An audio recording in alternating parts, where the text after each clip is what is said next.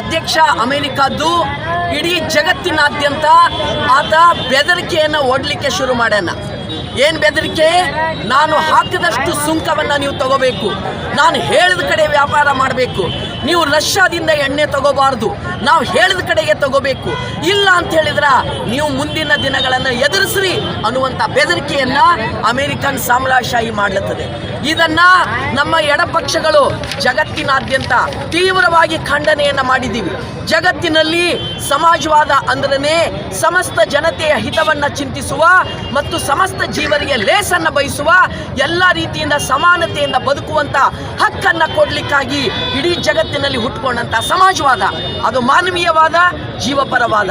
ಆದರೆ ಎಲ್ಲ ದುಡಿಯುವ ಜನರ ಶ್ರಮವನ್ನು ಲೂಟಿ ಮಾಡಿ, ಅವರ ಶ್ರಮವನ್ನು, ಜಗತ್ತಿನ ಸಂಪತ್ತನ್ನು ಲೂಟಿ ಮಾಡಿ, ಗೂಂಡಾಗಿರಿ ಮಾಡಿ, ಸರ್ವಾಧಿಕಾರದ ಮೂಲಕ ಜಗತ್ತನ್ನು ತನ್ನ ಮುಷ್ಟಿಯಲ್ಲಿ ಇಟ್ಕೊಳ್ಬೇಕು ಅನ್ನುವಂಥ ಕ್ರೂರ ಸಾಮ್ರಾಜ್ಯವಾದ ಬಂಡವಾಳಶಾಹಿ ಜಗತ್ತು ಇವತ್ತು ಎರಡು ಸಿದ್ಧಾಂತವನ್ನು ನೋಡ್ತಾ ಇದೆ. ಇವತ್ತು ಸಮಾಜವಾದ ಜಗತ್ತಿಗೆ ಬೇಕು, ಬಂಡವಾಳಶಾಹಿ ಸಾಮ್ರಾಜ್ಯವಾದ ಅಲ್ಲ ಅನ್ನೋದು ಇವತ್ತು ಜಗತ್ತಿಗೆ ಅರ್ಥ ಆಗಿದೆ.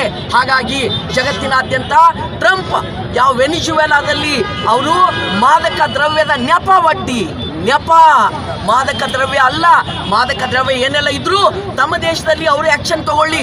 ನೀನ್ಯಾರು ಟ್ರಂಪ್, ನೀನ್ಯಾರು ಸರ್ವಾಧಿಕಾರಿ? ಆ ದೇಶಕ್ಕೆ ಹೋಗಿ ಮಡೋರೋ ಮತ್ತು ಅವರ ಪತ್ನಿಯನ್ನ ರಾತ್ರೋರಾತ್ರಿ ಕಳ್ಳತನದಿಂದ ಎಳ್ಕೊಂಡು ಹೋಗಿ ಅವರ ಪತ್ನಿಯ ಮೇಲೆ ನೀವು ದೈಹಿಕವಾಗಿ ದಾಳಿ ಮಾಡಿದ್ದೀರಿ. ಗೂಂಡಾಗಿರಿ ನಿಮ್ಮದನ್ನು ನಡೆಯೋದಿಲ್ಲ, ನೆನಪಿಟ್ಕೋಬೇಕು. ಇಡೀ ಜಗತ್ತು ಇವತ್ತು ಖಂಡನೆ ಮಾಡ್ತಾ ಇದೆ. ಇಡೀ ಜಗತ್ತಿಗೆ ಇವತ್ತು ಬೇಕಾಗಿರೋದು ಸಮಾಜವಾದ, ಕಮ್ಯುನಿಸಂ, ಸಮತಾವಾದ ಇವತ್ತು ಜಗತ್ತಿಗೆ ಬೇಕು. ನಿಮ್ಮ ಬಂಡವಾಳಶಾಹಿ, ನಿಮ್ಮ ಸಾಮ್ರಾಜ್ಯಶಾಹಿ ಈ ರೀತಿಯ ದರೋಡೆ, ಈ ರೀತಿಯ ಟಪೋರಿ ಕೆಲಸ, ಗೂಂಡಾಗಿರಿ ಕೆಲಸ, ಇನ್ನೊಬ್ಬ ಮನೆಯ ಮಹಿಳೆಯರನ್ನ ಎಳ್ಕೊಂಡು ಹೋಗುವಂತ, ದಾಳಿ ಮಾಡುವಂತ ಅವಾರಗಳು ನೀವು ಅನ್ನೋದನ್ನ ಜಗತ್ತಿಗೆ ಗೊತ್ತದ ಬಂಧುಗಳೇ. ಆ ಕಾರಣದಿಂದ ಇವತ್ತು ಎಡಪಕ್ಷಗಳು CPIM SUCIC ನಾವು ಇವತ್ತು ಜಂಟಿಯಾಗಿ ಕಲಬುರಗಿಯಲ್ಲಿ ಹೋರಾಟ ಮಾಡಿ ನಾವು ಚೇತಾವಣಿ ಕೊಡ್ತಾ ಇದ್ದೀವಿ. ಜೀವವಾದರೂ ಕೊಡ್ತೀವಿ. ಎಚ್ಚರ ಸಾಮ್ರಾಜ್ಯಶಾಹಿಗಳೇ, ಭಾರತಕ್ಕೂ ಬೆದರಿಕೆ ಒಡ್ಡಿದ್ದೀರಿ. ಏನ್ ಮಾಡ್ತಾ ಇದ್ದೀರಿ? ಮೋದಿ ಇವತ್ತು ಟ್ರಂಪ್ನ ಹೇಳಿಕೆಯನ್ನು ಖಂಡಿಸ್ತಾ ಇಲ್ಲ. ಏನ್ ಲಾಚಾರ ನಿಮಗಿದು? ಭಾರತದ ಸಾರ್ವಭೌಮತೆಗೆ ಧಕ್ಕೆಯನ್ನು ಉಂಟು ಮಾಡ್ತಾ ಇದೆ. ಇವತ್ತು 500% ಸುಂಕವನ್ನು ಹಾಕಿದಾರ. ರಷ್ಯಾದಿಂದ ತೈಲ ತಗೊಂಡ್ರೆ ಭಾರತ ಎಚ್ಚರಿಕೆ ಅಂತ ಹೇಳ್ತಾ ಇದ್ದಾರೆ. ಭಾರತ ಯಾವತ್ತೂ ಇಂಥ ಪರಿಸ್ಥಿತಿ ಅನುಭವಿಸಿದ್ದಿಲ್ಲ. ಭಾರತದ ಆಲಿಪ್ತ ನೀತಿ, ಭಾರತದ ಮೇಲೆ ಯಾರಾದರೂ ದಾಳಿ ಮಾಡಿದ್ರೆ ಅವರನ್ನು ಹಿಮ್ಮೆಟ್ಟಿಸುವಂಥದ್ದನ್ನ ಭಾರತ ಇವತ್ತಿಗೂ ನೋಡ್ಕೊಂಡು ಬಂದಿದ್ದೀವಿ. ಎಲೆ ಕೋಮುವಾದಿಗಳೇ, ಎಲೆ ನರೇಂದ್ರ ಮೋದಿ, ಅಮಿತ್ ಶಾ, RSSನ ಮಾತು ಕೇಳ್ಕೊಂಡು ನೀವು ಸಾಮ್ರಾಜ್ಯಶಾಹಿಗಳ ಬೂಟನ್ನು ನೆಕ್ತಾ ಇದ್ದೀರಿ, ಬಂಡವಾಳಶಾಹಿಗಳ ಚೇಲಾಗಿರಿ ಮಾಡ್ತಾ ಇದ್ದೀರಿ. ಭಾರತದ 140 ಕೋಟಿ ಜನರ ಹಿತವನ್ನ ನೀವು ಬಲಿ ಮಾಡ್ತಾ ಇದ್ದೀರಿ. ನಿಮ್ಮನ್ನ ಬಿಡೋದಿಲ್ಲ ಭಾರತದ ಜನತೆ. ಈ ಎಚ್ಚರಿಕೆಯನ್ನ ದೇಶದ ಜನತೆ ಇವತ್ತು ಕೊಡ್ತಾ ಇದ್ದಾರೆ. ಸಾಮ್ರಾಜ್ಯಶಾಹಿಗೆ ಧಿಕ್ಕಾರ, ಬಂಡವಾಳಶಾಹಿಗೆ ಧಿಕ್ಕಾರ. ಅಧ್ಯಕ್ಷರನ್ನ ಅರೆಸ್ಟ್ ಮಾಡಿಬಿಟ್ಟು ಅಷ್ಟೇ ಅಲ್ಲ, ಅವರ ಪತ್ನಿಯನ್ನು ಕೂಡ ಅರೆಸ್ಟ್ ಮಾಡಿ ರಾತ್ರೋರಾತ್ರಿ ಗುಂಡಾಗಿರಿ ವ್ಯವಸ್ಥೆಯನ್ನು ಮಾಡಿದ್ದಾರೆ.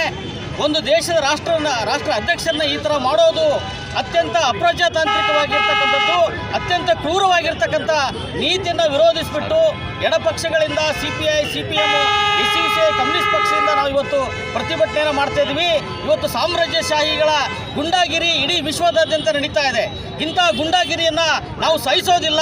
ಸಾಮಾನ್ಯ ಜನಗಳು ಈ ಬಂಡವಾಳಶಾಹಿ ವ್ಯವಸ್ಥೆಗೆ ಕೊನೆ ಹಾಕ್ತೀವಿ ಅಂತೇಳಿ ಈ ಪ್ರತಿಭಟನೆ ಮೂಲಕ ನಾವು ಇವತ್ತು ಟ್ರಂಪ್ಗೆ ಎಚ್ಚರಿಸ್ತಾ ಇದ್ದೀವಿ. ಕಲಬುರಗಿ ನಗರದ SP ಸರ್ಕಲ್ನಲ್ಲಿ ಎಡಪಕ್ಷಗಳಾದಂಥ CPIM SUCI ಮೂರೂ ಪಕ್ಷಗಳು ಜಂಟಿಯಾಗಿ ಇಡೀ ದೇಶಾದ್ಯಂತ ಅಮೇರಿಕ ಅಧ್ಯಕ್ಷರು ಏನು ಗುಂಡಾಗಿರಿ ಮಾಡ್ತಾರೆ ಆ ನೀತಿಯನ್ನು ಖಂಡಿಸಿ, ಎಡಪಕ್ಷಗಳು ಆ ನೀತಿಯನ್ನು ಖಂಡಿಸಿ ಪ್ರತಿಭಟನೆ ಮಾಡಿದ ದೇಶವು.